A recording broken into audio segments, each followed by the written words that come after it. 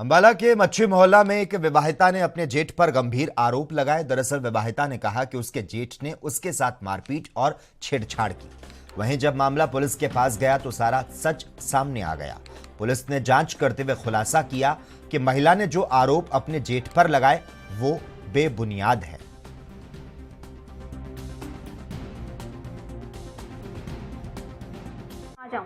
आज मैं इसलिए यहाँ पे बैठी हूँ क्योंकि मेरा घर है ये, मेरा ससुराल है, मैं यहीं पर रहूँ।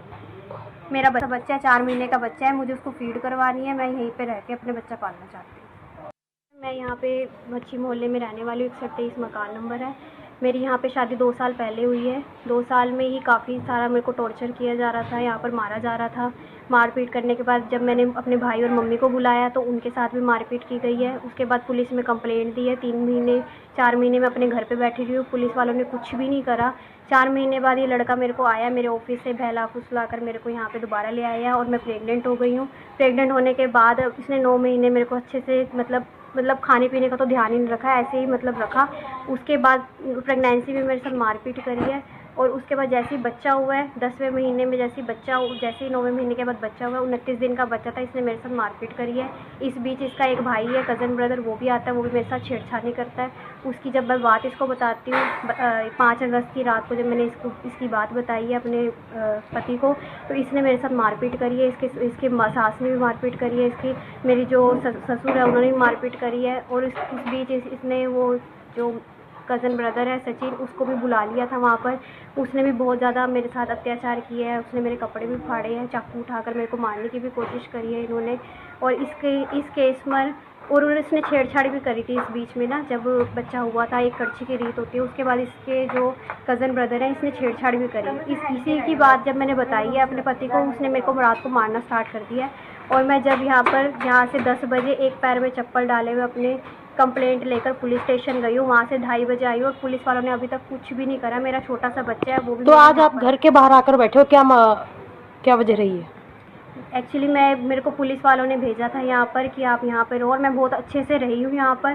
पूरा एक कमरे में बंद रही हूँ, इसके कहे के अनुसार चली हूँ कि तू बाहर नहीं उतरेगी, अपनी माँ से बात नहीं करेगी। फ़ोन तक मेरे पास नहीं था और अब एक कमरे में बंद रही हूँ मैं यहाँ पर। अपना खाना मैंने अलग बनाया ऊपर किचन में।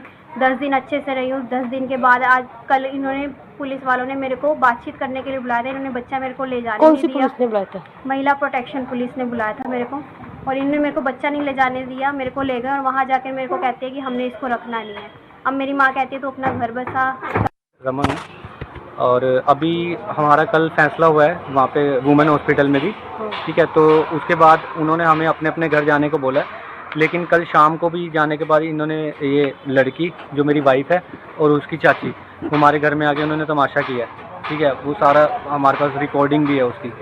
और फिर दोबारा हमने उसी मौके पे 112 नंबर पे कॉल करके पुलिस को बुलाया, तो पुलिस इनको लेके थी कल। हमने वहाँ कंप्लेंट भी किया क्योंकि इन्होंने धमकी भी दी है कि भाई मैं जो है तुम माँ बेटे को जो है मैं बताऊंगी तुमको। तो मैं क्योंकि इसको पता कि मेरी मदर की तबीयत ख़राब रहती है, और कह रही इसको भी, इसकी चाची ने बोला इसको मैं कुछ खिला के ये मर गई, अगर इसको कुछ होएगा फिर तुम दोनों तब भी अंदर जाओगे। तो मतलब इनडायरेक्टली हमें पता कि हम इसको ये कुछ खा के मर जाएगी, ठीक है। तो उसके बाद मैंने ये सब कुछ कंप्लेंट दी है वहाँ पे भी। आज अब कुछ भी नहीं, कल पुलिस के वहाँ पे जाने के बाद सब कुछ ख़त्म हो गया था। आज दोबारा मैं अपना काम पे चला गया, दोबारा ये दोबारा से, इसको पता मेरी मदर अकेली है, इन्हें आके फिर हरासमेंट करी है, आके उनको बोला है, जोर जोर की बात निकली है वो है। तो फिर उन्होंने मौके पर मुझे बुलाया, तो ये दोबारा से तमाशा कर रहे थे हमारे घर पे आके। तो मैंने दोबारा से पुलिस वालों को फ़ोन किया है कि भाई अब ये कल दोबारा आई है, मैंने कंप्लेंट भी दी है। अब आज दोबारा से ये दोबारा आ गई कि क्यों, जब अपना वुमेन सेल में उन्होंने फैसला सुना दिया कि 3 तारीख को हम बुलाएंगे, आप अपने घर जाओ अपने, तो इसका मतलब नहीं बनता हमारे घर में आने। देखिए, ये जो प्रिया नाम की लड़की है, इसने कुछ समय पहले थाना में एक दरख्वास्त दी थी। इसने अपने जेठ, अपनी सास और अपने पति पर बड़े संगीन आरोप लगाए थे कि मुझे चाकू मारे हैं, छेड़खानी की है मेरे जेठ ने, मेरे कपड़े फाड़ दिए। तो उसकी मैंने तस्दीक की थी। तस्दीक पे वो सभी एलिगेशन हैं जो झूठे पाए गए थे। मेडिकल करवाया गया था, मेडिकल में कोई भी चाकू की चोट डॉक्टर साहब ने नहीं दी। सिर्फ तफ्तीश पे उसके पति का और उसका झगड़ा होना पाया गया था। इस बेस पे हमने उसके पति के खिलाफ FIR दर्ज कर ली है। बीच में बच्चे का इशू था, उसका बच्चा उसको वापस दिलवा दिया गया था, लेकिन कुछ दिन वो बच्चा रखने के पश्चात ज़बरदस्ती बच्चे को अपनी ससुराल में दे आई थी। अब फिर वो जब मियाँ बीबी का तकरार है आपस में, ससुराल से उसकी बनती नहीं, वो कल मुझे मामला संज्ञान में आया कि वो ज़बरदस्ती वहाँ पर एंटर करने की कोशिश कर रही है, जबकि उसने अपने पति के खिलाफ FIR दर्ज करवा रखी है। अब जो वो आरोप लगा रही है बच्चे के बारे में, सब झूठे बेबुनियाद आरोप है। नहीं, हमारे पास शिकायत आई है, जो उसके पति के खिलाफ FIR दर्ज की गई है, वो जो उसने पुरानी एप्लीकेशन थी उस पर FIR दर्ज की गई है। कल फिर कंप्लेंट आई है, कल उसके पति ने उसके खिलाफ कंप्लेंट की है, उसकी भी हम जांच कर रहे हैं। तो जो भी एज पर लॉ कानूनी कार्रवाई होगी हम करेंगे।